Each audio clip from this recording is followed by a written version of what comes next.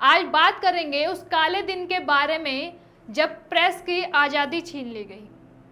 देश के आम लोगों से लेकर विपक्ष के बड़े बड़े नेताओं को रातों रात जेल में डाल दिया गया। सत्ता या सरकार में बैठे लोगों ने रातों रात अमेरिका के संविधान का हवाला देते हुए आपातकाल की घोषणा कर दी थी। नमस्कार, मैं तृप्ति और आप देख रहे हैं द न्यूज़ वाला नेटवर्क। आज 25 जून 2022 को आपातकाल के उस काले दिन को 46 साल हो गए हैं। स्वतंत्र भारत के इतिहास में आपातकाल को एक काले चरण के रूप में माना जाता है। 26 जून 1975 की सुबह 7 बजे इंदिरा ने ऑल इंडिया रेडियो के जरिए जनता को संबोधित कर आपातकाल लगाने के फैसले के बारे में सुनाया। तत्कालीन राष्ट्रपति फखरुद्दीन अली अहमद ने भारतीय संविधान की धारा 352 के अधीन आंतरिक अशांति के तहत देश में आपातकाल की घोषणा कर दी थी। आज सरकार को बात बात पर घेरने वाली कांग्रेस ने उस समय अमेरिका के संविधान का हवाला देते हुए संविधान की हत्या कर दी थी।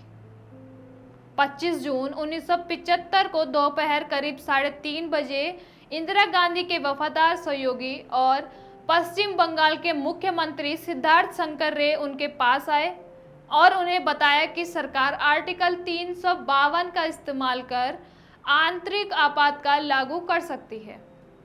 रे के सुझाव पर बिना देर किए इंदिरा गांधी की टीम ने आपातकाल की घोषणा के आधिकारिक दस्तावेज तैयार किए।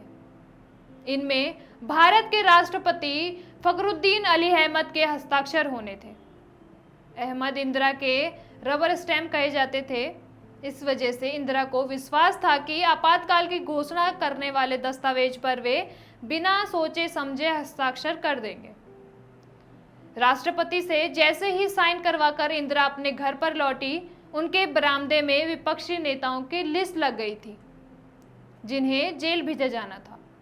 उसी रात सभी के खिलाफ अरेस्ट वारंट जारी किए गए। इस दौरान उन्होंने बताया कि उनके खिलाफ गहरी साजिश रची गई है जिससे वे आम आदमी के लाभ के लिए किए जा रहे कामों को न कर सके। इतना ही नहीं, उन्होंने इमरजेंसी को ऐसे बताने की कोशिश की कि उन्हें विदेशी हाथों में देश की रक्षा करने के लिए इस तरह का कदम उठाना पड़ा है। आपातकाल के खिलाफ विरोध में किसी भी तरह की खबर छापने पर प्रतिबंध लगा दिया गया। प्रेस की आज़ादी पूरी तरीके से छीन ली गई। अगले दिन खबर प्रकाशित करने से पहले सभी समाचार पत्रों को सरकार को एक मंजूरी के लिए कॉपी भेजनी पड़ती थी। इतना ही नहीं, कई अखबारों के दफ्तरों की लाइट काट दी जाती थी ताकि पेपर प्रिंट ना हो सके। हालांकि इंडियन एक्सप्रेस ने इसका विरोध जताते हुए संपादकीय पेज खाली छोड़ दिया। इस समय अगर किसी ने सिर्फ आपातकाल, इंदिरा या सरकार के खिलाफ एक भी शब्द कहा तो उनकी गिरफ्तारी हो रही थी। इतना ही नहीं, आंतरिक सुरक्षा अधिनियम के तहत सभी प्रकार के विरोध प्रदर्शन जैसे धरना, घेराव, सत्याग्रह पर पूरी तरीके से रोक लगा दी गई। आरएसएस जैसे बड़े संगठनों पर प्रतिबंध लगा दिया गया और इसके ज्यादातर नेताओं को गिरफ्तार कर लिया गया। हालांकि कुछ नेता अपने भेष बदल कर रहने लगे, जिसमें नरेंद्र मोदी और इंदिरा गांधी के सबसे मुखर आलोचक डॉक्टर सुब्रमण्यम स्वामी ने गिरफ्तारी से बचने के लिए पगड़ी पहन ली और सिख बनकर रहने लगे।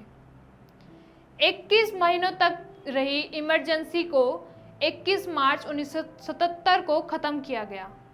कहा जाता है कि आपातकाल के बाद 1977 के मार्च में हुए चुनाव में इंदिरा गांधी और उनकी सरकार को सबक सिखाने के लिए विपक्ष एकजुट हो गया और इतना ही नहीं, कांग्रेस को करारी हार का सामना करना पड़ा। चुनाव के ऐलान के बाद जेल में बंद सभी बड़े छोटे नेताओं और प्रदर्शनकारियों को रिहा कर दिया गया। सभी विपक्षी पार्टियां कांग्रेस के खिलाफ एकजुट होकर जनता पार्टी के नाम से एक नई पार्टी का गठन किया गया। जनता पार्टी और गठबंधन को 542 में से 330 सीटें मिली और सत्ता पर काबिज हुई। इसके बाद मोरारजी देसाई को देश के प्रधानमंत्री बनने का सौभाग्य मिला। 26 जून 1975 से 21 मार्च 1977 तक के 21 महीने तक के इस दौर को स्वतंत्र भारत के सबसे विवादित दौरों में माना जाता है। इस खबर पर आपका क्या कुछ कहना है हमें कमेंट बॉक्स पर लिखिए और देखते रहें द न्यूज़ वाला नेटवर्क। धन्यवाद।